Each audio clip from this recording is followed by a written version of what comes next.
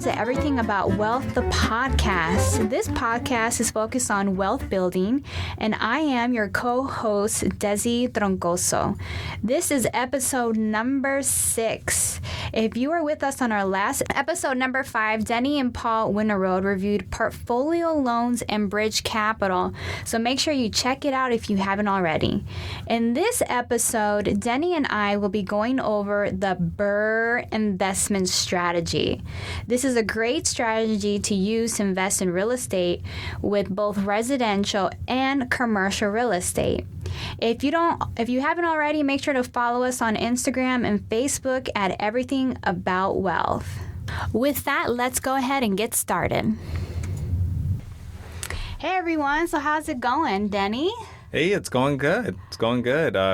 We're in Florida and it's hot, super hot. And rainy. Yeah, it actually has been raining almost every day. So we've been, we haven't been able to do our roofs at one of our properties. Right. If you're an investor and you own some property and you need some work done, you definitely feel the weather right now because you're not able to get any of your renovations done. Yeah, I think we signed the contract like 2 months ago and they still haven't been able to go in and do the roofs. So let's see what happens with that. But we just got back from our road trip. Yes. Yeah. It was a great road trip. Yeah, it was an awesome road trip. And that's probably the reason why we haven't been releasing as many podcast episodes. I admit it. We've been having a lot of fun. Right. On a schedule, too. It's kind of like we pop out and they're like, hey, guys. Yeah, exactly. But we're glad to be back in Florida, glad to be back to work, and ready to hit some goals in 2019. Yeah, I agree. All right. So what are we talking about today? Oh, yes. Let's get into that. So we're talking about BRRR today. BRRR. Have you heard of BRRR? Is that like a cat purring, like purr? A cat purring. I don't know about a cat purring, but I thought of someone that's very cold outside. Really? Yeah. That's what you think? Like that's Antarctica? Like shivering, like brr. And I just, that's how the image comes into my mind. Huh, yeah. Like snow, maybe. Yeah, I can see that. Like snow. So it is an acronym. Some of you guys might have heard of it maybe just recently or you've known about it. I know for me, I just recently heard the acronym, but I've been doing what the acronym stands for, the investment strategy, for over 5 years. So we're going to just talk a little bit more about it. So if you do come across this and someone says, hey, do you guys do BRRR? You'll know what we're talking about. Exactly. So let's get to it. Yeah. So BRRR is spelled, just so that you know, in case you're wondering, it is BRRR. And so, Danny, you want to go into a little bit more about what each letter stands for? Of course, I'll do that. So, BRRR, B-R-R-R, stands for Buy, Refinance, or Buy, Repair, Refinance, and Repeat. Right. So, Buy, Repair, Refinance, Repeat. It basically is just a strategy. You find a property, you buy it, you repair it, you refinance it, and then you do it again. You repeat it. So you can buy another property. So you're basically building a portfolio this way because you're renovating, you're refinancing, and then from there you're repeating because you're using maybe the funds to purchase another property? Yep, that's right. That's exactly what you're doing. You found, let's say, a house, right? And then that house is, you're buying it for $100,000. And you need to do some renovations. Maybe you need to put in like $25,000 in renovations or $20,000. And the property, after it's renovated, it's going to be worth $200,000. So then what you do is, instead of flipping it and selling it and making, I don't know, $60,000 or whatever the profit's going to be, $50,000, you go ahead and you refinance the property. You get a loan on it for probably around 75% of the value. And then you actually get cash flow from that, but now you have some money in your pocket, and you use that money to buy another property and do the same thing over again. And what this allows you to do, it allows you to start really building a portfolio of properties. Right. And when you mean by cash flow, are they renting out the property? Is that how they're getting the cash flow? That's correct. So you rented out that property that's now renovated. You put some money into, so you have really low repairs and maintenance taken care of because you renovated it. or you should have, right? Have low repairs and maintenance. And now that property is cash flowing and maybe it's throwing off somewhere around $250 a month, $200 a month. But more importantly, you're starting to build passive cash flow.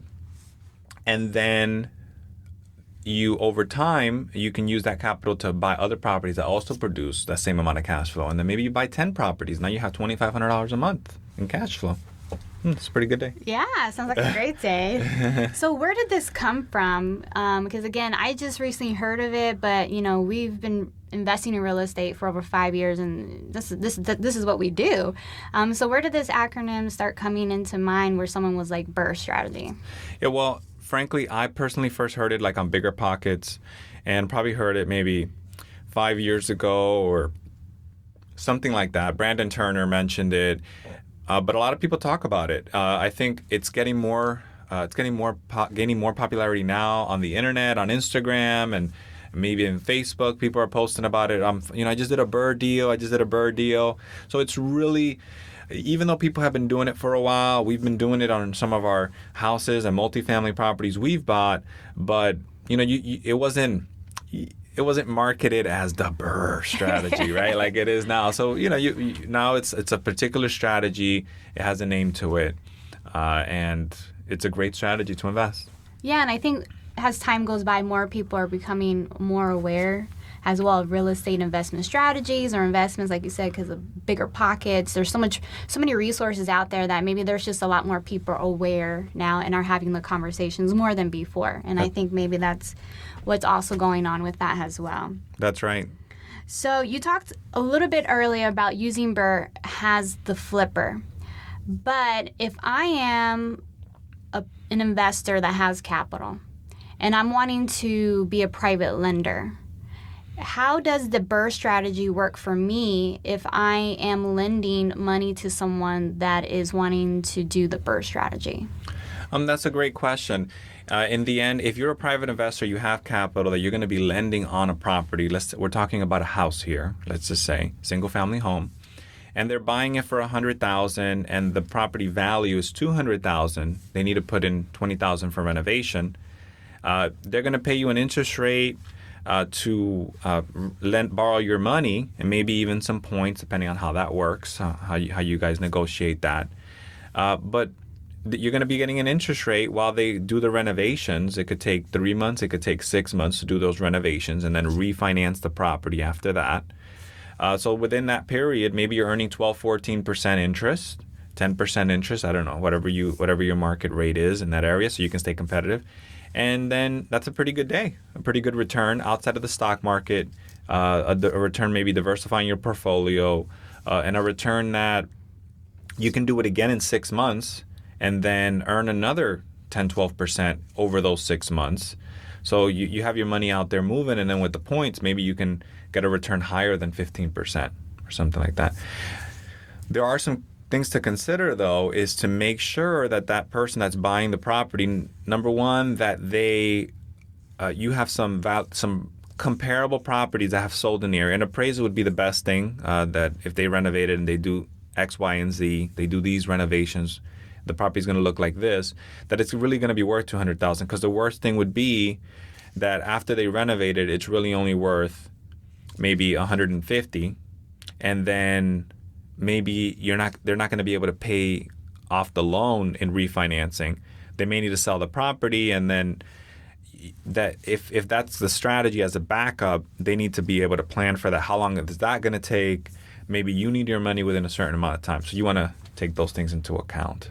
Yeah, that was my question. So as a private lender, my goal is to ensure that the property because their goal is to refinance, right? Mm-hmm. Which means I'm getting my money back at that point, because they're able to refinance maybe through conventional or other mortgage terms.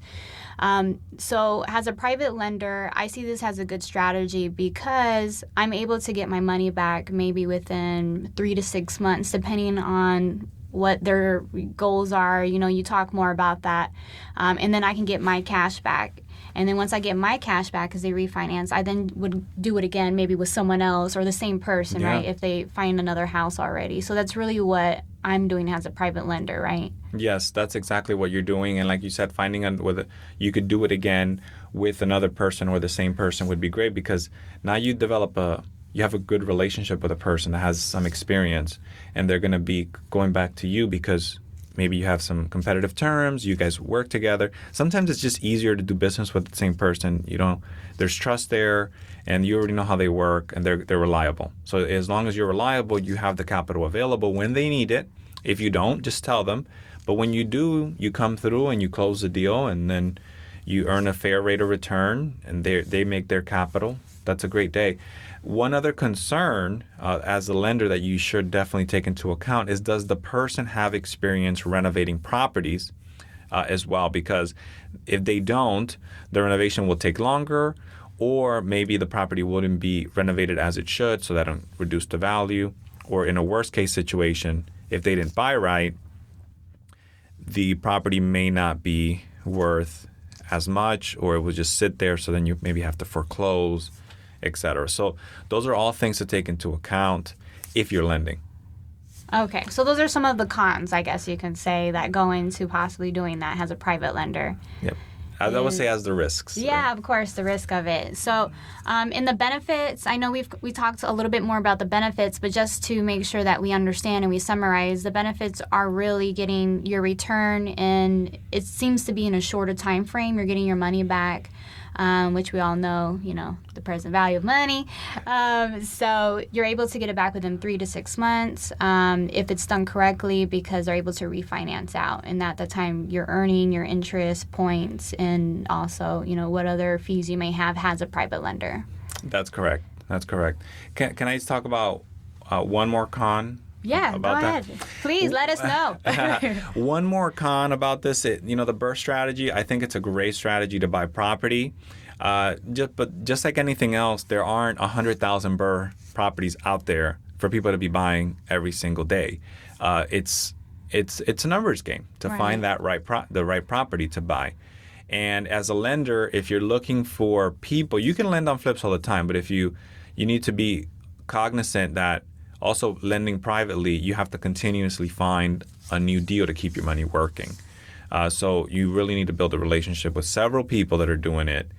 And so you don't have your money in your account and not earning any interest, because then you actually could end up getting a lower rate of return than you would have in other ways. So. Right. And I think that's a great point, because I think a lot of times people think, as a private investor, that you're passive, and it's not that way. And I really try to harp on that you need to understand the fundamentals still of real estate investing and how to analyze properties, so you can make sure that you are still investing in a good deal as a private investor. Just because someone comes to you and says, I have this deal, it looks great, you can't take their word for that. You still have to understand, okay, what are the comparables? You have to ask them for that. You have to be able to analyze the area and see whether or not, like they're saying, they're going to get that money back, as if they're trying to project to you. And I just think, as a private investor, you should also understand, like you're saying, the risk, just in case it doesn't happen that way. And make sure that you're set up with your legal documents, or whatever way you need to structure your business, which we recommend speaking to an attorney with all that. the time. So you can make sure you have the right things in place for you, so you can really try to mitigate or lower those risks right at that time. That's right. Very good. Well, we've talked a little bit about how it works with residential, but as we all know, what gets me excited is commercial real estate. We know it. Which is my favorite type of real estate. And I just want to go into more about, how does BRRRR work with commercial real estate investment properties? That's kind of what we like to focus on. For anyone out there that's more in the commercial real estate, especially, which is the sexy thing right now, which is multifamily property. How does it work for the investor in using the BRRRR strategy, or maybe working with a syndicator, right, in commercial real estate? Well, if you go back to houses, when you're buying a property, you know what it's worth today if it's renovated based on comparable sales that are in that market. If a lot of properties are selling for $200,000, and if it's houses, then your property is probably worth around $200,000, more or less, depending on what the fixtures are and the size, etc. So if it's a similar house, it's going to sell for similar. But the good thing with commercial is that the property, even though things are selling commercial property sell because of the income it produces. So if the property produces more income, then it actually could be worth more. How does this come into commercial? We're doing the same BRRRR strategy. We're buying a property. It's maybe worth, commercial property is a little bit more money, but let's say it's worth $1 million. And we're going to buy it, repair it, raise the rent. Raise the rents could be also the second R for commercial. Raise the income, reduce the expenses. It could be another R. So any one of those could be renovate to increase rents, renovate to reduce expenses, and then you refinance that property. Maybe it's going to be worth $1.5 million or $2 million. See, easy math. So now you have that property. You're able to refinance, and then you're able to pay off the loan that you originally got. But now if you're buying commercial property, typically it works with JVs, so it's like syndicators. So you're buying as a partnership, you're an owner now. So you get your money back, or part of your money, or all of it, and then you still own part of the property, you still own part of the cash flow, and you get a great return on investment, because what's your return on investment if you don't have any money in the deal? Right, infinite. Infinite, baby. Yeah, and I just love this strategy because it has worked for us, and we're going to talk a little bit more later about how this has worked for us. But it really is amazing to see where you can get into a property, you can raise the value of it, and later down the road, because a lot of times with commercial properties, the mortgage terms are like 3-5 years, right? So you need to refinance a lot more than a residential property. But you're able to go in, and then if your property's value has increased, that difference, like you said, $1 million versus 1.5, you're able to get that 500. It goes, of course, into closing costs. But anything that you received in between that, you're able to pay off investors that have, give them back their capital they put in. And at that point, which I love, they're still getting a return. Yep. Because they're a part of the ownership of the property. But because you gave them their money back, then they're able to do the next property with you now. That's right. Exactly. So I really love that strategy, and you're able to hold on to the property. It's still cash flowing. And then, like you're saying, you're just repeating it, where now you're going into another property and you're trying to do the same strategy as well. So I really do like this and how it has worked. So we understand more of the benefits is because it has a private, right, they're capital investors. From the capital investor side, you're getting your money back. And at this point that you have put in, maybe you JV'd, or maybe you're working with a syndicator, and then you retain your ownership in the deal at that point. So like we said, it's infinite, right, your return at that point. Are there any other benefits you can think of in this strategy that I haven't really gone over? Well, I mean, you're going to get all the benefits that come with owning real estate and commercial real estate, like depreciation. So you're going to be able to reduce your taxable income if you need to do that. If you're in a high income tax bracket, you want to use depreciation to do that. Talk to your accountant. Yeah, definitely talk to your accountant. But now you mentioned a great one. Now you have more capital if you to invest in the next deal. So you're earning money on this deal, but you don't have any money in there, which is great. But then you can buy another deal with that same amount of capital. So now you're magnifying your cash flow. You're using your capital in such a wise way. Imagine you could build hundreds, if not thousands, of units over such a shorter period of time. When you own those properties. And then the best thing about it too with multifamily or commercial real estate is, as an investor, as a passive capital partner, you don't have to continuously look for the next investment necessarily. Like let's say if you were a private lender on a house, so in our example with the house, you have to continuously be looking for flippers. Now your money's working, you're earning a return on that. Now you got it back, you have your money, but you're still earning a return. The next deal, maybe a syndicator, et cetera, is gonna do it, or you could even lend it privately again. So now you have both. You get to like, what is it? Have your cake and eat it too, right? Yeah, because usually whenever you're investing in a commercial real estate, it's for a longer term than a house, right? 'Cause Exactly. the house is someone's trying to refinance within 3 to 6 months. In most cases, of course, I can't speak for all properties. It depends on the strategy. Usually, to refinance, there's a longer term, maybe 2 to 3 years, Yeah. maybe 1 year new development, really depends. But it's not this like every 3 to 6 months you're looking for someone new to lend money to. Exactly. I mean, very few scenarios are that short. Think about at least a minimum of a year. Maybe in another case, a little bit longer, like 2 to 3, 3 to 5. It depends on the deal. Okay. Now, are there we have all the great benefits, right? I'm ready to do this, right? Are there any cons or concerns I should have? A concern that you definitely should have is over leveraging the property. So what does that mean?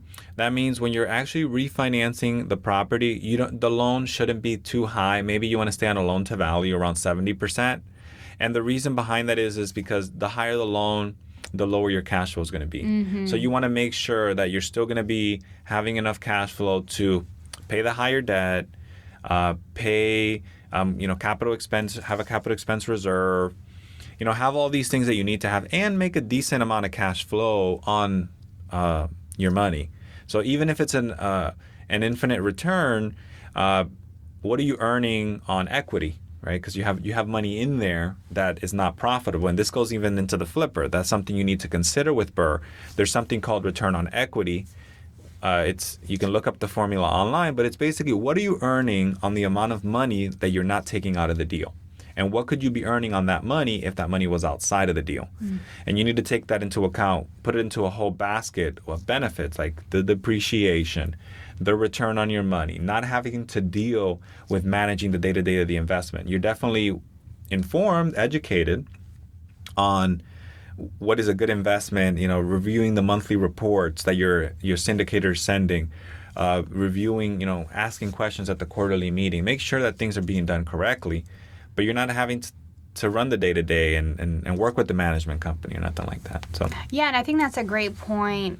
As I stated earlier, as the capital investor, you still want some form of involvement in the deal. So what I would say with this is a great time to have good communication with whoever is running the deal, whether it's a syndicator, whether it's a JV, however it's set up, that you make sure they're not going to over leverage when they are doing that refinance. And if you see that the numbers aren't going to work, that you voice your opinion at that point to make sure that the property doesn't get run down because cash flows now are lower because the debt went up and you're not able to maintain it after that because you still have expenses. You still want to give out, right, the ownership distributions, thank you. And then you also want to make sure you have enough for reserves too. So I think that's a great point, and I think making sure you have that relationship and you understand what's going on with the property could help with that as well at that point. Definitely. Now, why would someone want to use the BRRRR strategy instead of just selling the property? That's a great question, Desiree. Well, there's different ways. They want to own cash flowing real estate. They want to own an income stream. That's what you're buying when you're buying real estate and a lot of other investments. You're buying an income stream, something that's going to generate cash flow to you over a certain period of time. Most investments. Some investments, people are thinking, I really don't need the cash flow, and that's the investor you need to worry about. Need to evaluate what type of investor you are. Are you looking to build cash flow, or do you have great cash flow from a business that you're earning a good amount of money from that business? You really don't need cash flow. You want to build wealth into the future, so you're looking more for capital appreciation. Yeah, and I think because a lot of time it depends on your investment strategy too, right? So like you said, someone may want to build their cash flow, but someone may just want to build their cash. So if you're someone that just wants to build cash quickly, then you can sell and then take that cash and do whatever you want because maybe they want to buy business, maybe whatever they want to do with their investment strategy with it at that time. They may want to sell at that point. Or, other things that might go into it are the 1031 exchanges, right? May also go into that as well. But again, it's just I think the investment strategy that will depend on the person and what works best for them. Mm-hmm. Like BRRR is just one of many strategies. Yep, I agree. Very good. Well, what I would like for us to do, because I know a lot of times people are like, yeah, this is great information, but how does this really work in the real world? Because you always give examples, right? And people try to define what it is. So the most exciting part of the podcast is us going over how we use a BRRRR strategy in one of our multifamily properties that we still currently own till today, right? Yeah, we do. All right. And this was our first property that we did on our own. So we partnered on our first deal with another syndicator. We learned a lot of the right things to do. And then we found our property, a 24-unit apartment building in Florida, and we used the BRRRR strategy with that property. And the way that we used it was we found a property that needed value add potential. In commercial real estate, anything that you can increase the value is called value add. And then value add is you're doing two things. You're either increasing the income or reducing the expenses. Properties, they have income, they have expenses, just like any business. And then the more income that it produces, the more net income it produces, the more the property is worth, the higher the value. Right. So what we did was we found a property that needed, that had some more excess expenses, some expenses that were higher than normal. The operating ratio was maybe closer to 50%. Lower rents in the market. And lower rents in the market. So we ended up finding a way to get the property down to maybe 37.5%, 38%. The operating expense ratio, so the expenses went down. And then we were able to increase the income, probably increase the income by about $30,000 a year and reduce the expenses by the same amount So a total increase in net operating income of about $60,000 a year. The property is about a 6.5 cap right now. So the value went it went up. I would say in the excess of at a 6.5 cap, 60,000 divided by 6.5. That's about $923,000. So what we did was we increased the value. And then we had the property appraised, and the appraisal came back at the higher value, which was great. And they even nicked us a little bit because they got the taxes wrong, right? The appraiser. Freaking crazy, but they don't give you the appraisal until basically the day of closing, and they messed up with the tax. So we actually could have borrowed more if we wanted to, but we really didn't want to borrow that much more. We got a loan for 70% of the value because we wanted to keep the loan to value low. And we were able to take out close to $300,000 in cash from the property. We had originally invested of $192,000. So we and our capital partners, they got their money back that they had invested. And then we were able to distribute another $100,000 or so to the capital partners. Because, we also, sometimes you use that money also to put maybe into future reserves if you need it. But we had some reserves, so yeah, it was a great day. Yeah, it was a great day. And, that property has been operating so well since we've owned it. But we definitely got that property. And the story behind that is it was inherited by a family of brothers and sisters because the father passed away, unfortunately, and they really didn't know how to operate the property. So there were, using vendors that were charging them double of really what something should be. And then also they weren't able to fill up the apartments because they didn't really understand how to market it. And then they had free cable. So they had all these things that were just really not operating the property to its best, its max, right? Mm-hmm. So they were just wanting to sell it off because they actually were more in agriculture, I think it was. They were wanting to buy land, right? So we were able to talk with them, and we met with them, and we sent them a letter, you guys. And we were able to come to an agreement. It took us about a year to close on that property. So patience, a lot of patience. Yeah, especially with bigger deals, right? Right, can reap great rewards. And as we tell people, this isn't, everybody thinks they're going to get into multifamily, they're going to close on our property like next month. It just doesn't work that way. It takes a little bit longer. You have to find the property, you have to analyze it, you have to negotiate. So that has been a great property that we've had, and we're happy that we can share that experience with other people so they can also possibly do that with their investments in the future as well. Yep. And the property itself, that allowed us also, we also spent money renovating the property. So we replaced old HVAC units, we replaced old water heaters, we redid the parking lot. We spent a lot of money on, sprucing up the property, and all those things helped with the new valuation. The tenants are super happy. We've painted the property. They love the property, how it looks, and the way it's been taken care of. And the way that we've been doing that is because the property's operating like it should.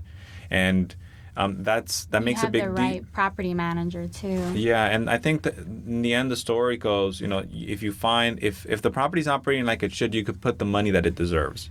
But if you can't, then you're kind of shortchanging your property. You're not earning the income that it could earn. So that's something that you also need to consider, and I think it's throwing off somewhere around $4,000 or $5,000 a month in cash flow. So that's also something to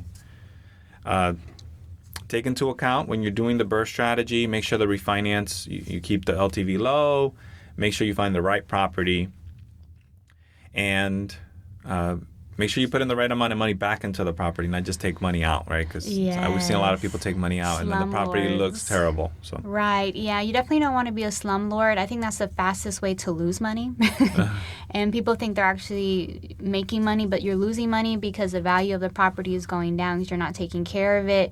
Your tenants are going to notice you're not taking care of it. They're going to leave. You're not going to be able to get the rents that you should get. And the property, it's just... You're going to have to fire sell it, and that's when Denny and I come in. You don't want to be that person that we're buying from. Yeah, and then and you definitely don't want to be that person.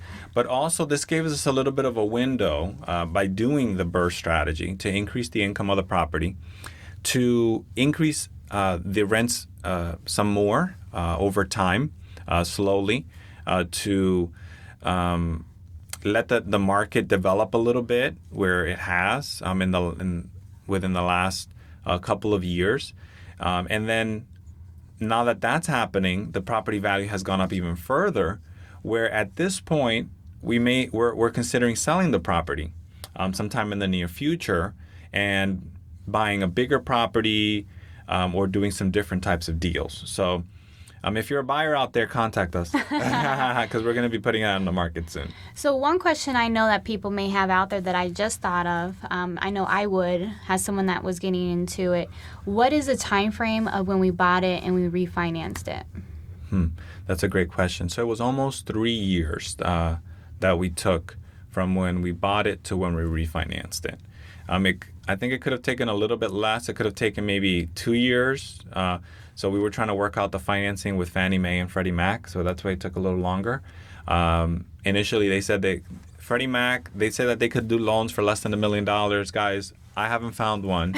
A lender that wants to do those small balance loans. This was a small property, so the loan amount was like $1,050,000, and they thought it was gonna appraise a little lower, and the loan was gonna be under $1 million. And frankly, they just don't want to do it. So with Fannie Mae, Freddie Mac, if you can find someone great, I don't discourage you, but we just haven't been lucky enough with our relationships.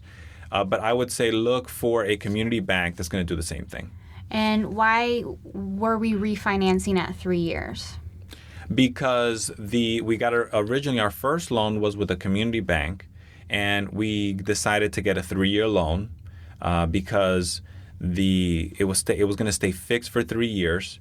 And actually, after that, the loan ended. We would have to refinance with that bank and get a new loan with the lender. But instead of going with our community bank, we actually got better terms, a longer amortization schedule, better interest rate by going with Freddie Mac, and that just allowed more cash flow of the property and even I think more cash out too, maybe even than we would have been able to do. And the last question I know people would want to know is, why did we refinance instead of selling? Well, I kind of answered that a few minutes ago, and it's because we believed, and it kind of has held true, that the market still had some movement to grow. And we also, at the time, we didn't have an investment. We with the cash that we were able to get out of the property, we had enough cash to get our next investment. So we didn't really need all of the cash right away in our particular situation. But now that we've purchased another property, And we use that cash, and some of our investors also use their cash. So we purchased a 32-unit property. So we've used a lot of our cash for that acquisition and some others. So now we want to find different acquisitions. And I think it's held true. Like a Publix went into the area that wasn't a Publix before. If you're not from Florida or from the Southeast, Publix is a higher end grocery store, similar maybe to Kroger or Sprouts, but so they went into the area, and they've been talking about Publix for so many years, and it was something great to see that, and that actually brings up the neighborhood. There's Taco Bell's going up. There's other things like that going up. Yeah, so a lot of renovation and other retail around the area as well are going up. So definitely changing the community there. So. Exactly. Well, I think that's all we have for today, right? With the BRRR strategy. Yeah, I hope everyone got a lot about the BRRR, and they use it to do their next deal, or find a syndicator or a flipper that's doing it and that you can partner with. Yeah, and I think that's always a great idea, especially when you're first getting into the investment and you're not really sure where to go. So great advice. Thanks for tuning in. I hope you enjoyed the episode about using BRRR as an investment strategy and are able to use it in your future investments. To learn more about real estate investing or how to be a private investor capital partner, visit our website at www.everythingaboutwealth.com. If you like the show, make sure to subscribe and like us on iTunes or your favorite app. With that, see you on the next show.